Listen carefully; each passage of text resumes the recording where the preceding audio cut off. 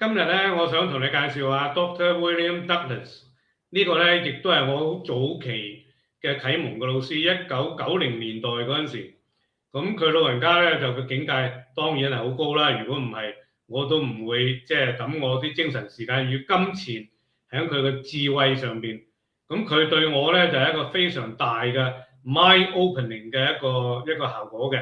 咁而阿 Dr. Douglas 咧世代代即係三代都係，我聽慣啲人講啊，三代中醫啊，唔係，佢係三代都係西醫，但係呢個西醫就犀利啦，佢完全好精通自然嘅醫療嘅方案，咁因此咧，佢演繹出嚟嗰啲咧係完全夾咗呢個西醫嘅科學同埋自然醫學嘅威力，咁因此咧就我開呢個課程就等於好似我之前開Dr. Jonathan Wright 佢個課程一樣，都係12堂啦。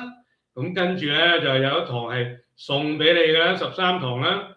咁呢度入邊咧就你會大開眼界，你會真係好讚歎，哇！你又能夠有機會可以接觸到Dr.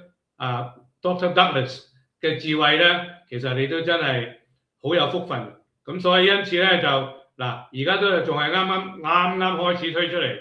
仲係有呢個早鳥價，咁因此咧就你有興趣嘅，繼續去增加你對自然醫學係科學嗰種自然醫學嘅智慧嘅話咧，就歡迎你參加，捧下我場 ，support 下我，咁咧我就非常開心地可以好徹底地同你係一齊去 share Dr. Douglas 嘅智慧，你難以想象佢講啲咩嘅，咁咧就。暫時我哋開住13堂先 ，OK？咁歡迎你參與 ，OK？拜拜，我 send 條 link 俾你，等你咧可以再睇清楚啲文字上邊嘅內容，OK？好，拜拜。